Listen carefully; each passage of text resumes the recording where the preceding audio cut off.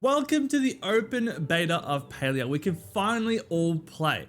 Now this video is going to be going through my essential tips, the things that I wish I knew when I first started playing Palia. Now obviously I can't cover absolutely everything, so this video is going to be for those who are complete beginners to Palia, those who are just starting, and those in the early game. So if you find this video at all helpful, please go ahead, give it a like, sub to the channel for more Palia content, but let's get into these essential tips that you need to know. Okay, first tip, this thing is not a storage box. Whatever you put in this box will be sold. It certainly looks like a big storage chest, but it is not a storage chest. Things you put in here will be sold. The next tip is when you first start the game, I would strongly urge you not to go ahead and explore everything.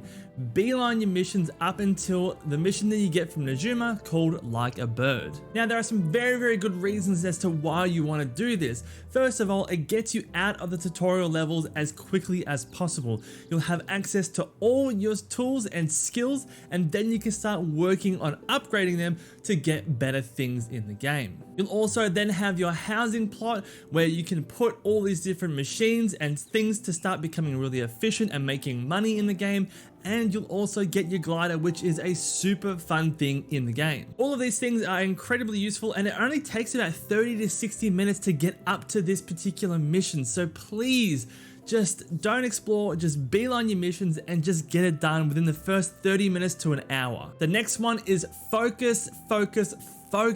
Your focus meter gives you an XP boost when it has something in it. Now this allows you to level up faster, but this bonus only applies when you have eaten something. Now this isn't a system where the more full the bar is, the higher the XP boost is. It doesn't work like that at all. The way that this works is that you get a stagnant or steady percentage increase only when something is in the bar. So you can have a tiny amount in the bar, or you can have the bar be completely full.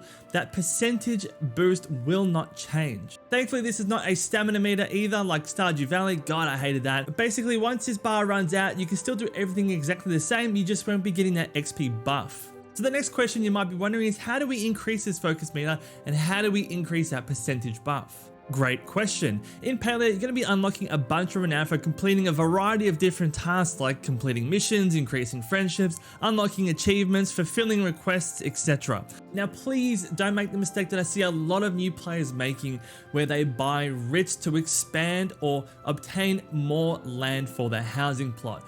This is completely useless at the start of the game. You are not going to have enough house or machines or resources to expand out into these new blocks. The land that they give you is already massive, and you will not need more for a long time. Instead, put your renown into your focus meter. How do we do this? Well, you can go to this Phoenix statue that you went to at the very start of the game. Here it is on the map here.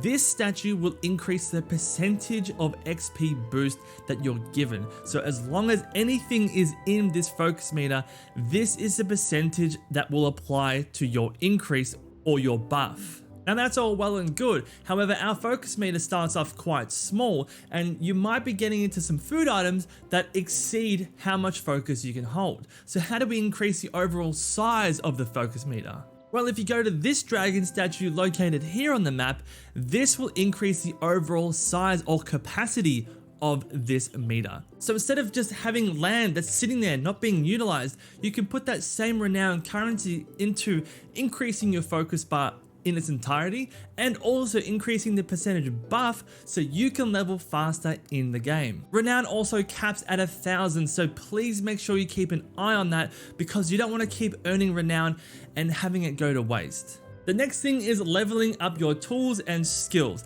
Now this might be news to people, but leveling tools and upgrading them makes them less shit. I've had a few people come into my streams and say this tool looks so shit.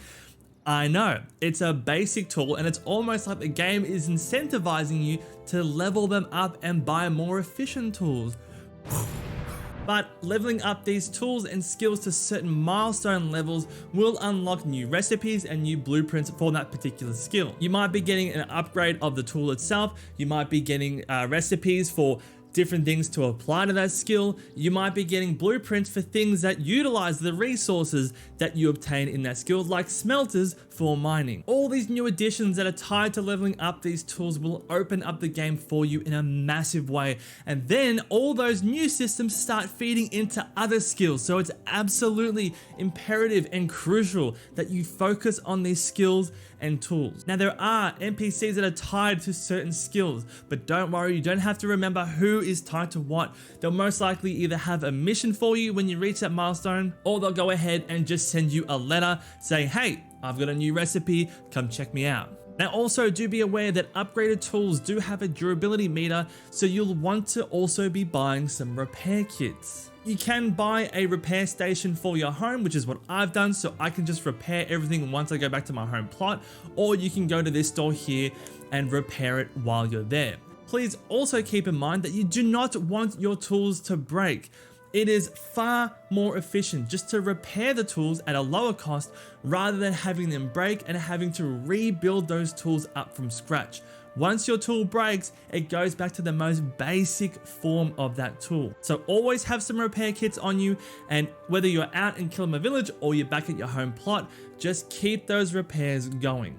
The next thing, this map is quite basic, but it can have some interactive features. If you are looking for an NPC and you find them on the map, you can press the middle mouse button or your scroll wheel, and that will put a waypoint on that particular NPC, or basically anywhere that you want to go in your map. It will then turn up on the compass on the top of the screen, and then you can just walk in that general direction to get to where you want to go. Now NPCs will have their own sleep schedules as well. However, if you do have a mission that needs to be handed into an NPC and they're sleeping, do not worry, you can still hand in missions while an NPC is sleeping. This is a great quality of life change, and also those NPCs that actually run shops, you can still operate and go to those stores and just go to the cash register and still be able to buy the certain resources regardless of whether the NPC is there or not. Another great quality of life change are the chests and how the inventory system works in this game. It's not like Minecraft where you have to remember what you put in each chest and have a little sign on the front. You have a whole bunch of chests on your plot. It contributes to the entire capacity of your inventory system. Everything is shared across all chests, and the more chests you have on your housing plot equals more inventory space. So what I've done is I have one chest at the front, and I've just chucked everything else at the back of my plot, so it's out of sight, out of mind, and I still have access to absolutely every single item that I've put into a chest somewhere along the line. Now, as I sort of hinted to before, you want to be focusing on practical things and things that will provide you with some utility. These are going to be your machines and upgrading your tools and skills. And I think when you first start the game, you should be focusing on two things just entirely. Number one is leveling up those tools and skills to unlock new recipes, blueprints, and machines. And number two is making money. The most useful things, in my opinion, that are going to be contributing to this are the hunting, the foraging or cutting down trees, and then also mining. Hunting will give you access to meats, which can then be used as food sources, and as we discussed, food will keep your focus bar up and help you level in the game. It also gives you other resources that can be transformed. For example, these skins can be turned into leather later on once you've unlocked the fabric maker from your furniture building. Cutting down trees will eventually unlock a sawmill to transform wood into planks, and mining will give you access to smelters so you can start making ingots and bricks and things like that on your own plot. Now, these planks and bricks are completely essential if you want to build your own house after you've been given your building permit from the mayor. You'll need 100 sapwood planks and 35 stone bricks to build your house, so please go ahead and focus on that if you want to get your house ASAP. And as you level up and get more machines, you're going to become way more self-sustainable. You're going to unlock more things, and you'll see just how much everything feeds into one another. It's so addictive to keep going in this game. So for an example, I leveled up my farming quite a bit. So I had a constant food supply, and also some of these vegetables are pretty valuable. And because I leveled up that farming, I was then able to get a worm farm. Now this worm farm gives you fertilizer for your crops, and then also gives you more worms. Those worms can then be taken and put to your fishing skill, because some fish are only able to be caught with a particular worm. So then you can see how different skills merge into one another, and it creates this entire ecosystem where you are self-sustainable. Now let's get into making money. There are a few different ways to make make money in this game. However, you are not going to be able to use your IRL cash to pay for some premium currency to get a boost in this game, nor can friends just give you items that you can sell for a profit or just hand you money. This is a great system in Palia, in my opinion, where everything you see is earned. So what are the best ways to make money in this game? I would say personally hunting and bug catching. These are going to be the fastest and most efficient ways to make money, especially early game. You can one-shot a chapper, you can hit a Cernak with 2 hits if you have the very basic arrow, and also bug catching is super efficient. It's just throwing balls at different bugs. And a little tip there, if you can't see the bugs, drop your graphic settings down to low. All the grass blades are then removed and you have a flat surface and you can see the bugs jumping around from a mile away. Just a little hint there. But bug catching and hunting are going to be the most efficient ways to start making some money early in game. Now when it comes to the bugs and the hunting, everything you get will sell from somewhere between 30 to 60 coins, and that's fine. However, the biggest difference here is transforming these base resources into more valuable ones. Now, obviously, the more you play, you will come into contact with rarer bugs or more magical animals. But this again is for the beginners, and again that sort of ties back into leveling up your tools so you can address and tackle these rarer creatures. But a way to make these really basic resources more valuable is to transform them. So a way to do that is to cook the food. So meat and fish can be turned into cooked meat and fish, and they will sell for a much higher price. The skins or furs that you get from Cernunks can be changed into leather. Your rock, clay, copper, or iron can then be turned into bricks, which will then make them more valuable when you sell. I also recommend that you focus on gardening and just getting a couple of crops here and there.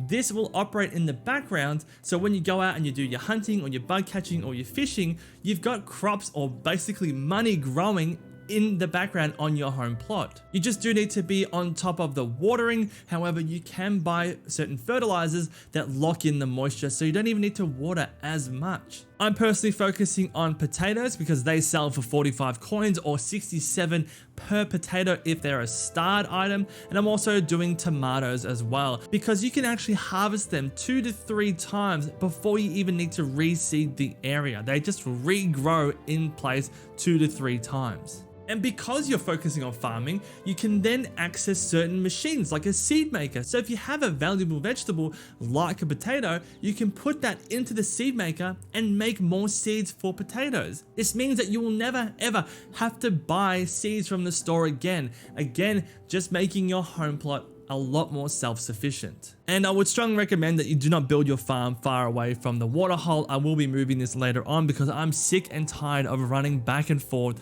between my waterhole and my farm. So put this close to the water. If you also press this button, you'll also get to see the different kind of buff or effects that certain crops have over another. You'll have some that have water retention, you'll have some that keeps weeds away, you'll also have some that provide harvesting boosts. So it's going to be in your best interest to diversify the crops on your farm. Another tip is hovering over items. You can get some very valuable information if you hover over certain items in the game. So if you hover over a bag of seeds, it will tell you how long it takes to grow. It'll also tell you the resale. It'll also tell you the resale value of anything in game that you hover over. Or just rule of thumb, if you want to know more information about a particular item, just put your cursor over it and it'll tell you everything that you need to know. Now, I mentioned starred items when I was talking about farming. Star quality items are just basically better versions of a particular resource or item. So when you have a bug, they will sparkle out in the wild and you'll know that that is a starred bug or item. If you go out and catch certain fish in certain spots where there are splashes or rings in the water, you know that that's going to be a better quality fish. Certain crops will be starred items too, so basically anything starred is going to do more of what the base one does. So a starred meal is going to be a higher quality meal, so it might fill up your focus bar even more. If you have a starred crop, that's going to be worth more to sell as well. So just keep an eye out for those starred things or things that sparkle. They're going to be worth your time getting as well.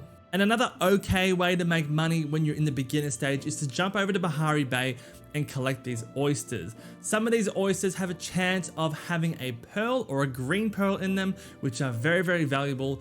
When I did testing, it was about every 10 to 15 oysters that I opened had a pearl. It's not the best way, it's not the most efficient, but while you're in Bahari Bay, hey, if you see oysters, pick them up. You never know which ones might have a pearl. Now, speaking about Bahari Bay, the NPCs, the map, and the waypoints.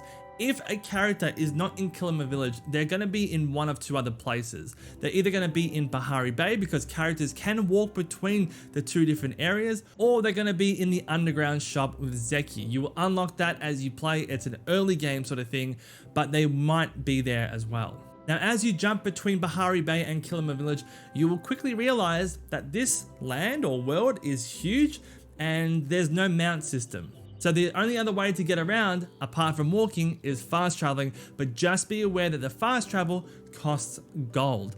Early game, it's kind of hard to get a hold of a bunch of gold, so most likely you'll be walking everywhere. Now, do be aware that on the map, you are able to fast travel to your home plot for free.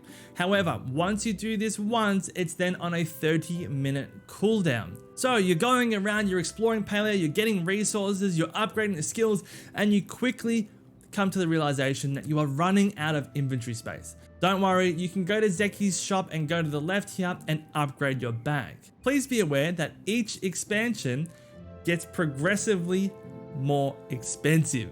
So your first bag upgrade is about 500 coins. The next one is 5,000, and then I think the next one after that is 50,000 coins. The next tip is to make friends with the NPCs, and I would recommend that you pick one person and try get them to as high of a level as possible. I currently have a mission where I need to get a particular NPC up to a level 4 friendship. Had I known this at the start, I would have just been spamming them with gifts every single time that I play.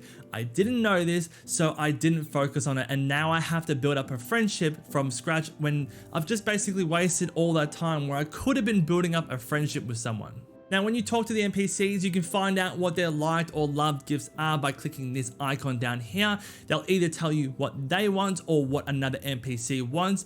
And if you jump over to this menu over here, you can see how far you've progressed in each different character or NPC's friendship level.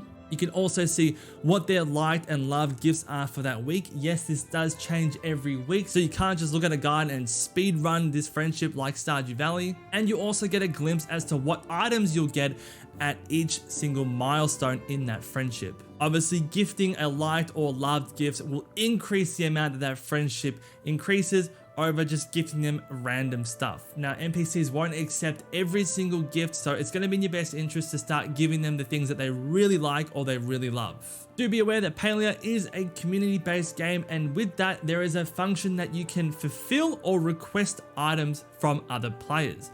If you are struggling to find a particular item or to make it yourself or get it yourself, you can request an item through this menu here. Now, you cannot request items that sort of are above where you are in the game. So you can't be level 1 requesting items that you might only have access to at level 20 or something. It's sort of within the realms of where you are progress-wise in the game. That way you can't have a friend who's level 20 start gifting you things that are gonna be able to make you gold and just make you rich at your level 1. Now, we spoke about NPC friendships, let's get into NPC romances. The only NPCs that can be romanced are the ones that have these double bars under their name. If a character you like does not have a secondary bar, they cannot be romanced at that point in time. There has been some discussions that some characters that are not romanceable at the moment will become romanceable later on, but if you're looking for a particular character to romance, look for the ones with the double bar under their name. But guys, that is every tip that I wish I had when I first started playing Palia. I really hope that this helps you out in some way in making your start a lot more efficient and useful. And of course, if I missed anything that you feel is more important, please go ahead and drop it in the comments down below. If you did like the video or found it helpful, please go ahead, like the video, leave a comment and subscribe to the channel. It definitely helps out the channel as a whole. But thank you so much for your support. And if you want to add me in Palia, you are more than welcome to. I will accept every single friend request, no questions asked. But that's it for today, guys. Take care and stay safe out there, and I'll catch you in the next one.